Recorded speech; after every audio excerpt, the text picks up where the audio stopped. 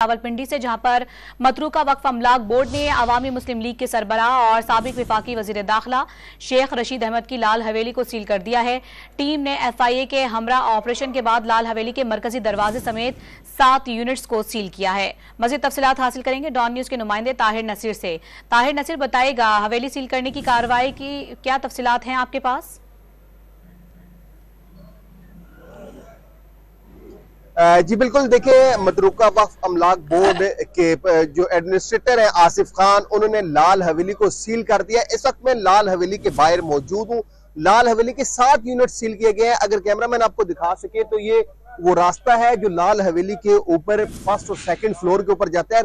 उसके साथ साथ अगर आगे मैं आपको दिखाता जाऊं तो यहाँ पे एक नोटिस भी अवेजा किया गया है। ये 7 यूनिट्स हैं जिनको सील किया गया है। और इस हवाले से आपको बता दें, क्योंकि शेख रशीद अहमद गिरफ्तार हैं, जबकि जो उनके भतीजे शेख राशिद शफीक वो भी लाल हवेली के बाहर मौजूद नहीं थे और ना ही दीगर कोई मुलाजमीन थे।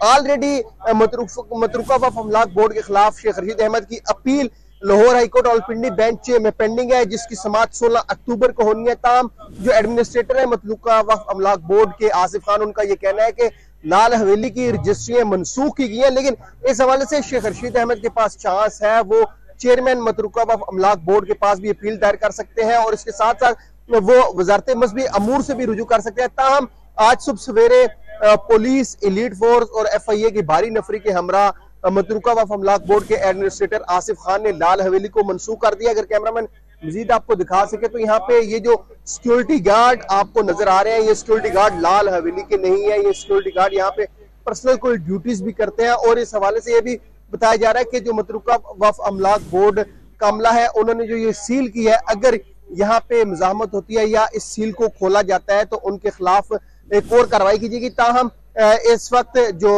लाल हवेली है मुकम्मल तौर पर सील हो चुकी है। जो शेख रशीद अहमद है वो अपील भी दायर कर सकते हैं। इस हवाले से शेख राशिद शफीक ने राब्ता किया और उन्होंने ये कहा है कि वो इस फैसले के खिलाफ ऑलरेडी हाई कोर्ट जा चुके हैं, लेकिन अब वो चेयरमैन मतरूका वक्फ अमलाक बोर्ड के पास भी जाके दरखास्त देंगे। लेकिन ओवरऑल आज सुबह सवेरे ही मतरूका वक्फ अमलाक बोर्ड का अमला, FIA, पुलिस और एलीट फोर्स ने लाल हवेली को सील कर दिया है। लाल हवेली को मुकम्मल पर सील कर दिया गया है, जबकि अवामी मुस्लिम लीग के सरबराह शेख रशीद अहमद अब भी अपील का हक रखते हैं। तफसीलात बता रहे थे ताहिर नसीर, शुक्रिया आपका।